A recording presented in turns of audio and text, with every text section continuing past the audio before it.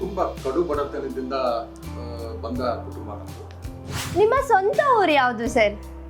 ಹೀಗೆ ಮೊದಲು ನಮ್ಮ ಬಳ್ಳಾರಿ ಜಿಲ್ಲೆಯಲ್ಲಿತ್ತು. ಹೀಗೆ ವಿಜಯನಗರ ಜಿಲ್ಲೆಯಲ್ಲಿ ಹರಪನಹಳ್ಳಿ ತಾಲೂಕು ಅರಸೀಕೆರೆ ನನ್ನ ಸ್ವಂತ ಗ್ರಾಮ. ಅಲ್ಲಿ ಈಗಲೂ 96 ವರ್ಷ ವಯಸ್ಸುವವರಿಗೆ ಚಿನ್ನಪ್ಪ ಅಂತ ಹೇಳ್ಬೋದು ಹಿರಿಯ ಕಲಾವಿದರು.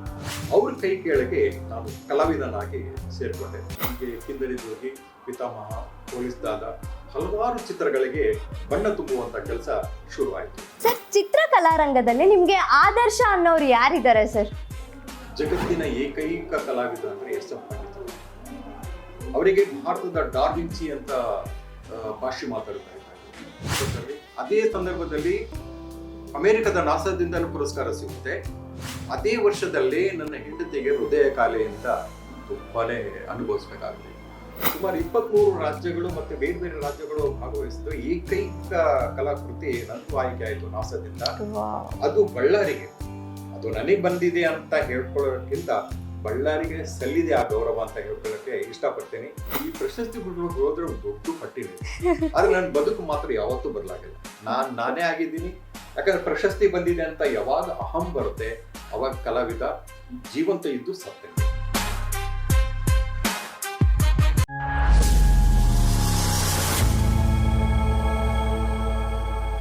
ನಮಸ್ಕಾರ ವೀಕ್ಷಕರೇ, ನೀವ್ ನೋಡ್ತಾ ಇದ್ದೀರಾ ವಿಟಿವಿ ಭಾರತ್. ನಮ್ಮೊಂದಿಗೆ ಇದ್ದಾರೆ ಅಂತಾರಾಷ್ಟ್ರೀಯ ಚಿತ್ರಕಲಾವಿದರಾದ ಮೊಹಮ್ಮದ್ ರಫಿ ಸರ್ ಅವರು. ಚಿತ್ರಕಲೆಯ ಭೀಷ್ಮ ಎಂದು ಕರೆದರು ತಪ್ಪಾಗದು ಅವ್ರ ಬಗ್ಗೆ.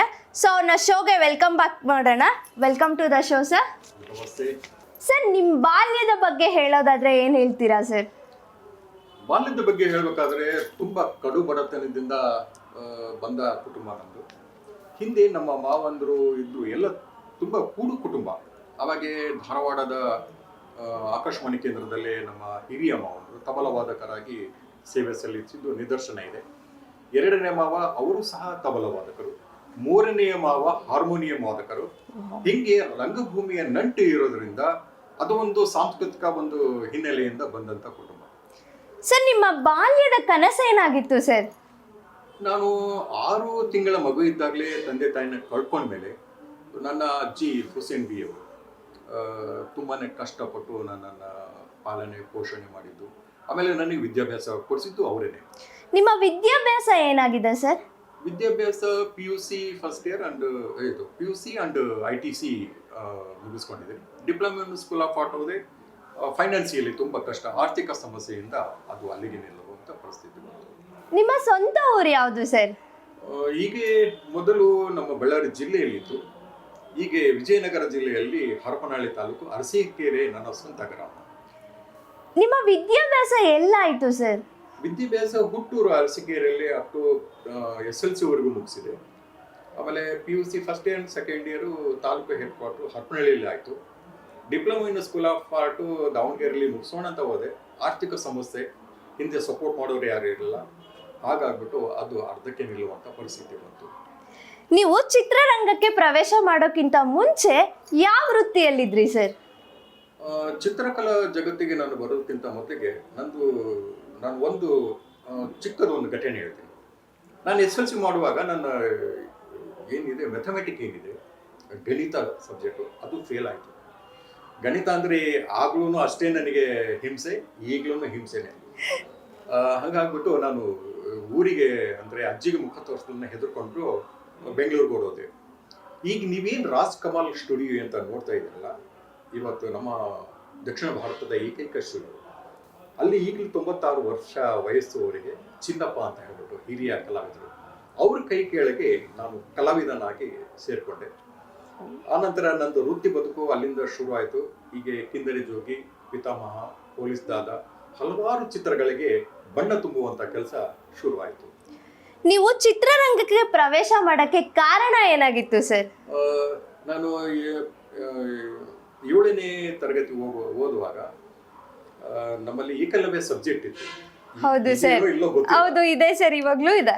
ಆ ಏಕಲವ್ಯದಲ್ಲಿ ಪಿಕ್ಚರ್ ಇರಲಿಲ್ಲ. ಈಗ ದ್ರೋಣಾಚಾರ್ಯರ ಮೂರ್ತಿ ಮಾಡ್ಕೊಂಡ್ಬಿಟ್ಟು ಆಮೇಲೆ ಏಕಲವ್ಯ ಬಿಲ್ ವಿದ್ಯೆ ಕಲಿಯೋದು, ಶಬ್ದ ವಿದ್ಯೆ ಕಲಿಯೋದು, ಅದಕ್ಕೆ ತಕ್ಕ ಹಾಗೆ ನಾನು ಚಿತ್ರಗಳನ್ನ ಬಿಡಿಸ್ತಾ ಇದ್ದೆ. ಅವಾಗ ಯರಬಳ್ಳಿ ಸಿದ್ದಪ್ಪ ಮಿಸ್ಟ್ರು ಅವ್ರು ಏನಿದ್ದಾರೆ ನನ್ನ ಕೈ ಹಿಡಿದು HM ಹತ್ರ ಕರ್ಕೊಂಡು ಹೋದ್ರು. ನೋಡಿ ಇದರಲ್ಲಿ ಪಿಕ್ಚರ್ಸೇ ಇಲ್ಲ, ಈ ಹುಡುಗ ನೋಡಿದ್ರೆ ಇಷ್ಟು ಅದ್ಭುತವಾಗಿ ಬಿಡಿಸಿದ್ದಾನೆ ಅಂತ ಹೇಳಿದ್ರು. ಅವಾಗ ಎಚ್ ಎಂ ಅವರು ಸಿದ್ದೇಶ್ವರಯ್ಯನೇ, ಇವರು ಸಿದ್ದಪ್ಪ ಅವ್ರು ಸಿದ್ದೇಶ್ವರಯ್ಯ, ಇಬ್ರು ಸೇರ್ಕೊಂಡು ಒಂದೇ ಮಾತು ಹೇಳಿದ್ರು, ಮುಂದೊಂದು ದಿನ ಒಳ್ಳೆ ಕಲಾವಿದನಾಗ್ತೀಯ, ಯಾವುದೇ ಕಾರಣಕ್ಕೂ ಬಿಡಕ್ ಹೋಗ್ಬೇಡ, ನಿನಗೆ ಬೇಕಾದ ಸಹಾಯ ನಾವು ಮಾಡ್ತೀವಿ ಅಂತ ಹೇಳ್ಬಿಟ್ಟು ಆಶ್ವಾಸನೆ ಕೊಟ್ಟರು. ಸರ್, ಚಿತ್ರಕಲಾರಂಗದಲ್ಲಿ ನಿಮ್ಗೆ ಆದರ್ಶ ಅನ್ನೋರು ಯಾರಿದ್ದಾರೆ ಸರ್? ಜಗತ್ತಿನ ಏಕೈಕ ಕಲಾವಿದ ಅಂದ್ರೆ ಎಸ್ ಎಂ ಪಂಡಿತರು. ಅವರಿಗೆ ಭಾರತದ ಡಾರ್ವಿನ್ಸಿ ಅಂತ ಪಾಶ್ಚಿಮಾತ್ಯರು ಕರೀತಾ ಇದ್ರು. ಜಗತ್ತಿನ ಎಲ್ಲ ಸಕಲ ಜೀವಕೋಟಿಗೂ 9 ಗಂಟೆ 9 ನಿಮಿಷ 9 ಸೆಕೆಂಡ್ ಆದ್ರೆ ಅಲ್ಲಿ ಒಂದು ಸೃಷ್ಟಿ ಆಗುತ್ತೆ ಅಂತ ಹೇಳಿದ್ರು, ಅಂದ್ರೆ ಮಗುವಿನ ಜನನ. ಬಟ್ ಎಸ್ ಎಂ ಪಂಡಿತರು ಅವರ ಜನನ ಆಗಿದ್ದು ಸುಮಾರು 11 ತಿಂಗಳ ನಂತರ. It's a miracle. ಎಸ್, ಅಂತ ಒಬ್ಬ ಏನೋ ದೈವಾಂಶ ಸಂಭೂತರು ನನ್ನ ಮಾನಸ ಗುರುಗಳು ಎಸ್ ಎಂ ಪಂಡಿತರು. Okay, fine. ನಿಮ್ಮ ಮೊಟ್ಟ ಮೊದಲ ಪ್ರಶಸ್ತಿ ಯಾವುದು ಸರ್? ಇದು ಬಂತು ನೋಡಿ, ನೀವು ಕೇಳೋ ಪ್ರಶ್ನೆಗೂ ನಾನು ಏನು ಉತ್ತರ ಹೇಳಬೇಕು ಗೊತ್ತಾಗಲ್ಲ. ಬಟ್ ಪ್ರಶಸ್ತಿ ಅನ್ನೋದಂತ ಪ್ರಶಸ್ತಿನ ಹುಡುಕೊಂಡು ನಾನು ಹೋಗಿದ್ದಿಲ್ಲ. ಬಟ್ ಅದು ಪ್ರಶಸ್ತಿ ಬಂದಿದ್ದು ಆಕಸ್ಮಿಕ. ಯಾಕಂದ್ರೆ ಇತ್ತೀಚೆಗೆ 2004ರಲ್ಲಿ ಅದು ಪ್ರಶಸ್ತಿ ಅಯೋಧ್ಯೆಯಿಂದ ಸ್ವದೇಶಿ ಗ್ಲೋರಿ ಆಫ್ ಪುರಸ್ಕಾರ ನನ್ನ ರಾಮಾಯಣ ಕಲಾಕೃತಿಗೆ ಸಿಗುತ್ತೆ. ಅದನ್ನು ಪಡೆದಾಗ ನಿಮಗಾದ ಅನಿಸಿಕೆ ಏನಿದೆ ಸರ್? ಈಗ ನೋಡಿ, ಹೆಂಗ್ ಹೇಳ್ಬೇಕು ಪ್ರಶಸ್ತಿಗಳು ಬಂದಾಗ ಗೊತ್ತಾಗಲ್ಲ. ಹೌದು ಸರ್, ಅದೊಂದು ಪ್ರೈಸ್ಲೆಸ್. ಹೌದಾ, ಹೆಂಗ್ ವ್ಯಕ್ತಪಡಿಸ್ಬೇಕು ಅಂತ ಗೊತ್ತಾಗಲ್ಲ. ಹೌದು ಸರ್, ಹೇಳ್ಕೊಳ್ಳಿಕ್ಕೆ ಸಂತೋಷ ಪಡುವಂತ ಮನಸ್ಸುಗಳಿದ್ರೆ, ತಂದೆ ತಾಯಿ, ಹೌದಾ, ಅಣ್ಣ ತಮ್ಮಂದ್ರು, ಬಂಧು ಬಳಗ ಇದ್ದಾಗ ನನಗೊಂದು ಪ್ರಶಸ್ತಿ ಬಂತು, ನನ್ನ ರಾಮಾಯಣ ಕಲಾಕೃತಿಗೆ ಗೋಲ್ಡ್ ಮೆಡಲ್ ಸಿಕ್ತು ಅಂತ ಹೇಳ್ಕೊಳ್ಳಿದ್ದೆಲ್ಲ ಹೆಮ್ಮೆಯ ವಿಷಯ. ನಾನು ಯಾರ ಜೊತೆ ಹಂಚ್ಕೊಳ್ಳಿ ಹೇಳಿ? ಅದು ಏನ್ ಹೇಳ್ಬೇಕು ಗೊತ್ತಾಗಲ್ಲ. ಆದ್ರೂ ಆ ರಾಮಾಯಣ ಕೃತಿಗೆ ಆ ಪ್ರಶಸ್ತಿ ಬಂದಿದ್ದು ಖುಷಿಯಾದ ವಿಷಯ. ಸರ್, ನಿಮ್ಮ ಜೀವನದಲ್ಲಿ ಖುಷಿ ಕೊಡುವ ವಿಷಯ ಯಾವ್ದಾದ್ರು ಇದೆಯಾ ಸರ್? ಖುಷಿ ಪ್ರತಿ ಕ್ಷಣವೂ ನಾನು ಸಂತೋಷನೇ ಅನುಭವಿಸ್ತೀನಿ. ಯಾವತ್ತೂ ನನ್ನ ಮನಸ್ಸು ನೋವನ್ನು ಹೆಣ್ಗೋರೆ ಹಂಚ್ಕೊಳ್ಳಲ್ಲ. ನೀವು ಯಾವಾಗ ನೋಡಿದ್ರೆ ಎಲ್ರ ಜೊತೆ ಮಾತಾಡ್ತೀನಿ. ಬೀದಿಯಲ್ಲಿ ತಿರ್ಗಾಡೋ ನಾಯಿ ಮರಿಯಿಂದ ಹಿಡಿದ್ಬಿಟ್ಟು ಎಲ್ರ ಜೊತೆ ಮಾತಾಡಿಸ್ಕೊಂತ ಹೋಗ್ತಿರ್ತೀನಿ. ಮತ್ತೆ ನಿಮ್ಮ ಜೀವನದಲ್ಲಿ ಒಂದು ದುಃಖ ಸಂಘಟನೆ ಅನ್ನೋದು ಇದ್ದೇ ಇರುತ್ತೆ ಸರ್ ಅಲ್ವಾ, ಎಲ್ಲರ ಜೀವನದಲ್ಲಿ. ಅದೊಂದು ಹೇಳ್ಬೇಕಾದ್ರೆ ನಮ್ಗೆ ಏನ್ ಹೇಳ್ತೀರಾ ಸರ್? ದುಃಖದ ವಿಷಯಗಳನ್ನ ಹಂಚ್ಕೊಳ್ಳೋವಾಗ ಹಂಚ್ಕೊಳ್ಬೇಕು ಬೇಡೋ ಒಂದು ರೀತಿ ಸಂದಿಗ್ಧ ಸ್ಥಿತಿ. ಸಂತೋಷದ ವಿಷಯ ಆದ್ರೆ ಎಲ್ರ ಜೊತೆಗೆ ನಾವು ಹಂಚ್ಕೊಂಡ್ಬಿಡ್ತೀವಿ, ಹೌದಾ. ಬಟ್ ದುಃಖದ ವಿಷಯ ಯಾರ ಹತ್ರ ಹೇಗೆ ಹಂಚ್ಕೊಳ್ಬೇಕು ಎಂಬುದೇ ಒಂದು ರೀತಿ ಜಿಜ್ಞಾಸೆ. ಏನ್ ಗೊತ್ತಾ, ಇತ್ತೀಚೆಗೆ ನಂದು 2019ರಲ್ಲಿ ಅದೇ ಸಂದರ್ಭದಲ್ಲಿ ಅಮೆರಿಕದ ನಾಸಾದಿಂದ ಪುರಸ್ಕಾರ ಸಿಗುತ್ತೆ. ಅದೇ ವರ್ಷದಲ್ಲಿ ನನ್ನ ಹೆಂಡತಿಗೆ ಹೃದಯ ಕಾಯಿಲೆಯಿಂದ ತುಂಬಾನೇ ಅನುಭವಿಸ್ಬೇಕಾಗಿದೆ. 3 ತಿಂಗಳು ICUನಲ್ಲಿದ್ದು ನಾರಾಯಣ ಹೃದಯಾಲಯದಲ್ಲಿದ್ದಾಗ. ಅದೇ ವರ್ಷದಲ್ಲಿ SP ಬಾಲಸುಬ್ರಹ್ಮಣ್ಯ ಅವರು 3 ತಿಂಗಳು ಇದ್ದು ಕೊನೆಗೂ ಅವರು ಶವವಾಗಿ ಹೊರಗೆ ಬಂದರು. ಬಟ್ ಆ ದುಃಖಕರ ವಿಷಯ ಎಲ್ಲ ಹೇಳ್ಕೊಂಡ್ರೆ ಯಾಕೋ ಹೃದಯ ಹಿಂಡಿದಂಗೆ ಆಗ್ಬಿಡುತ್ತೆ. ಹೌದು ಸರ್, ಹೇಳ್ಕೊಳಕ್ಕೂ ಆಗಲ್ಲ. ಯಾಕಂದ್ರೆ ನಾನು ವೀಕ್ಷಕರಿಗೆ ನಾನು ದುಃಖ ಹೇಳ್ಕೊಳಕ್ಕೂ ನಾನು ಇಷ್ಟಪಡಲ್ಲ. ಮತ್ತೆ ನಿಮ್ಗೆ ಅಂತಾರಾಷ್ಟ್ರೀಯ ಪ್ರಶಸ್ತಿ ಬಂದಿದೆ, ಅದು ಯಾವುದು ಸರ್? ಈ ಅಪೋಲೋ 60 ವರ್ಷದ ವರ್ಷಾಚರಣೆ ಅಂದ್ರೆ ನಾಸಾದಿಂದ ಅದು ವರ್ಷಾಚರಣೆ ಮಾಡುವಾಗ ಒಂದು ಕಾಂಟೆಸ್ಟ್ ಶುರು ಆಯಿತು, ಪೋಸ್ಟರ್ ಕಾಂಟೆಸ್ಟ್. ಅವಾಗ ಏನಾಯ್ತು, ನನ್ನ ಕಲಾಕೃತಿ ಭಾರತದಿಂದನೂ ಅದಕ್ಕೆ ಸ್ಪರ್ಧೆ ಕೊಡ್ತು. ಸುಮಾರು 23 ರಾಜ್ಯಗಳು ಮತ್ತೆ ಬೇರೆ ಬೇರೆ ರಾಜ್ಯಗಳು ಭಾಗವಹಿಸಿದ ಏಕೈಕ ಕಲಾಕೃತಿ ನಂದು ಆಯ್ಕೆ ಆಯಿತು ನಾಸಾದಿಂದ. ಅದು ಬಳ್ಳಾರಿಗೆ, ಅದು ನನಗೆ ಬಂದಿದೆ ಅಂತ ಹೇಳ್ಕೊಳ್ಳೋಕ್ಕಿಂತ ಬಳ್ಳಾರಿಗೆ ಸಲ್ಲಿದೆ ಆ ಗೌರವ ಅಂತ ಹೇಳ್ಕೊಳ್ಳೋಕ್ಕೆ ಇಷ್ಟಪಡ್ತೀನಿ. ಬಟ್ ಆ ಪ್ರಶಸ್ತಿ ಬರೋಬ್ಬರಿ 1 ತಿಂಗಳ ಕಾಲ ಅಮೆರಿಕದ ವೈಟ್ ಹೌಸ್ ಮತ್ತೆ ಭಾರತದ ರಾಯಭಾರಿ ಕಚೇರಿಯಲ್ಲಿ ಏಕಕಾಲದಲ್ಲಿ ಪ್ರದರ್ಶನ ಕಂಡ ಕಲಾಕೃತಿ. ಅದಕ್ಕಿಂತ ಹೆಮ್ಮೆ ಬೇರೆ ಏನಿದೆ? ಹೌದು ಸರ್, ಖಂಡಿತ. ನೀವು ಕರ್ನಾಟಕದವರಲ್ವಾ ಸರ್, ಆದ್ರೆ ಅಂತಾರಾಷ್ಟ್ರೀಯ ಮಟ್ಟದಲ್ಲಿ ಪ್ರಶಸ್ತಿ ತಗೊಂಡಿದ್ದೀರಾ ಅಲ್ವಾ, ಹೆಮ್ಮೆ ಆಗತ್ತೆ ನಮ್ಗೆಲ್ಲ ಕರ್ನಾಟಕದವ್ರಿಗೆ. ಅದ್ರ ಬಗ್ಗೆ ಹೇಳೋದಾದ್ರೆ ನೀವು ನಮ್ಮ ವೀಕ್ಷಕರಿಗೆಲ್ಲ ಏನ್ ಹೇಳ್ತೀರಾ ಸರ್? ಪ್ರಶಸ್ತಿ ಪುರಸ್ಕಾರಗಳು ಏನ್ ಬಂದಿದೆ ಅಂತ ಹೇಳಿದ್ರೆ ಕಲಾವಿದನ ಜೀವನ ಯಾವತ್ತೂ ಬದಲಾಗಲ್ಲ. ಪ್ರಶಸ್ತಿ ಬಂದಿದೆ, ಓಕೆ, ಬದಲಾಗ್ಬೇಕಲ್ಲ. ಹೌದು ಸರ್. ಪ್ರಶಸ್ತಿಯ ಜೊತೆಗೆ ಆರ್ಥಿಕ ಯಾವಾಗ ನೆರವು ಸಿಗುತ್ತೆ ಅವಾಗ ಆ ಕಲಾವಿದನ ಬದುಕು ಏನಾದ್ರೂ ಬದಲಾವಣೆ ಆಗ್ಬೋದು. ಬಟ್ ಆ ಪ್ರಶಸ್ತಿಗೋಸ್ಕರ ನಾವು ಕೆಲಸ ಮಾಡೋದಲ್ಲ, ಪ್ರಶಸ್ತಿ ಬರುತ್ತೆ ಅಂತಾನು ಕೆಲಸ ಮಾಡೋದಲ್ಲ. ನಮ್ಮ ಕ್ರಿಯೆ ಹೆಂಗಿರ್ಬೇಕಂದ್ರೆ ನಿರಂತರವಾಗಿರ್ಬೇಕು. ಹೌದು ಸರ್. ಅದಕ್ಕೆ ಒಂದ್ ಕಡೆ ಹೇಳ್ತಾನೆ, ಸುವೈತಿ ದ್ವೇಕ್ಷಂ ನಮಃ ವಿಹರ್ಷಿಂತೆ ಜನ ಧರ್ಮಕ್ಷ ಮೋಕ್ಷ ಭವಿಷ್ಯತಂ ಚಾನತ್ಯ ಅಂತಾರೆ. ಮಹಾಭಾರತದಲ್ಲೇ ಕೃಷ್ಣನು ಅದೇ ಹೇಳ್ತಾನೆ, ಹೌದಾ? ಹೌದು ಸರ್. ಅದನ್ನೇ ವೇದದಲ್ಲೂ ಅದೇ ಹೇಳ್ತಾನೆ. ನನ್ನ ಕೆಲಸ ನಾ ಮಾಡ್ತೇನೆ, ಕರ್ಮಣ್ಯವಾಧಿಕಾರಸ್ಥೆ, ನಿನ್ ಕೆಲಸ ನೀನ್ ಮಾಡು, ಕೊಡೋದು ಬಿಡೋದು ನಂದು. ಪರಿಶ್ರಮ, ಶ್ರದ್ಧೆ, ಏಕಾಗ್ರತೆ, ಛಲ, ಈ ಎಲ್ಲ ಪ್ರಶಸ್ತಿಗಳು ಅದು ಮೂಲ ಕಾರಣ. ನಮ್ಮಲ್ಲಿ ಛಲ ಇರಬೇಕು, ಸಾಧಿಸ್ತೀನಿ ಅನ್ಬೋ ಏನಾದ್ರೂ ಒಂದು ಹಂಬಲ ಇರಬೇಕು, ಅವಾಗ್ಲೇ ಮನುಷ್ಯ ಏನಾದ್ರೂ ಗೆಲ್ಲುವ. ಹೌದು ಸರ್, ಖಂಡಿತ. ಸರ್, ನಿಮ್ಗೆ ಎಷ್ಟು ಪ್ರಶಸ್ತಿಗಳು ಸಿಕ್ಕಿದಾವೆ ಸರ್ ಇಲ್ಲಿವರೆಗೂ? ಹೆಂಗ್ ಹೇಳ್ಬೇಕು ಅರ್ಥ ಆಗಲ್ಲ. ವೀಕ್ಷಕರೇ ದಯವಿಟ್ಟು ಕ್ಷಮಿಸಿ, ಈ ಪ್ರಶಸ್ತಿಗಳು ಎಷ್ಟು ಬಂದಿದೆ ಅಂತ ಹೆಂಗೆ ಹೇಳ್ಬೇಕು, ಇದುವರೆಗೂ ನಾನು ಯಾವುದನ್ನು ಲೆಕ್ಕಕ್ಕೆ ಇಟ್ಟಿಲ್ಲ. ಸುಮಾರು ಒಂದು 60ವರೆಗೂ ಒಂದು ರಾಷ್ಟ್ರೀಯ ಪ್ರಶಸ್ತಿಗಳಿದೆ, ಒಂದು 100-200 ರಾಜ್ಯ ಪ್ರಶಸ್ತಿಗಳಿದೆ.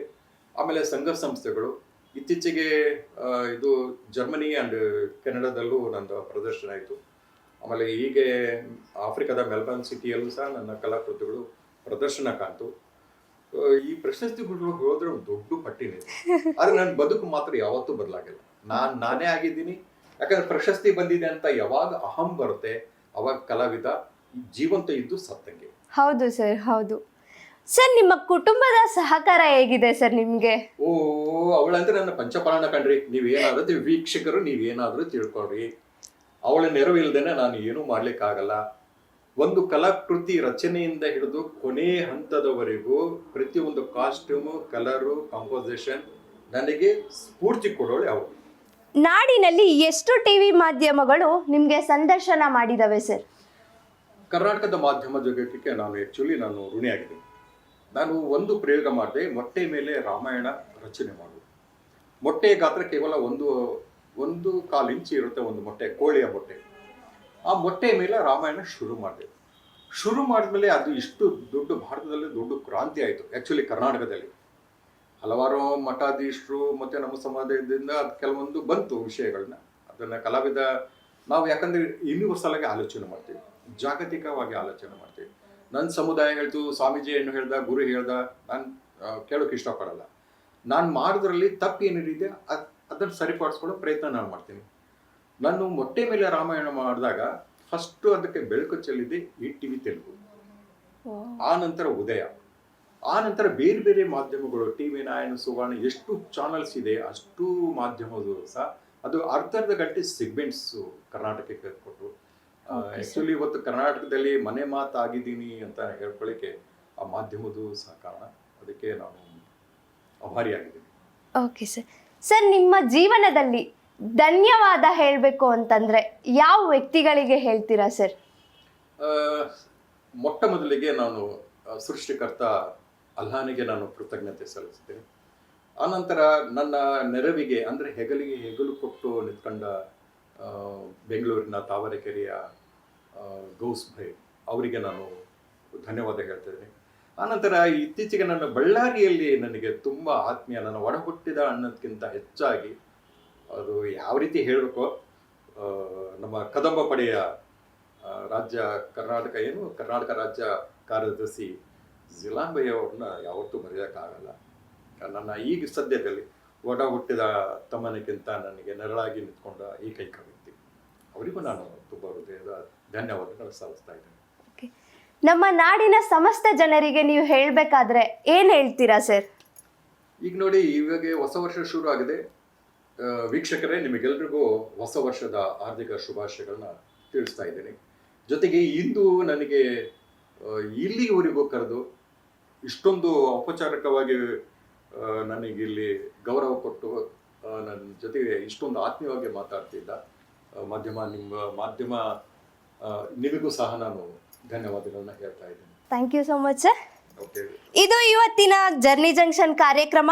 ಮುಂದಿನ ಜರ್ನಿ ಜಂಕ್ಷನ್ ಕಾರ್ಯಕ್ರಮಕ್ಕೆ ನೋಡ್ತಾ ಇರಿ ವಿಟಿವಿ ಭಾರತ್.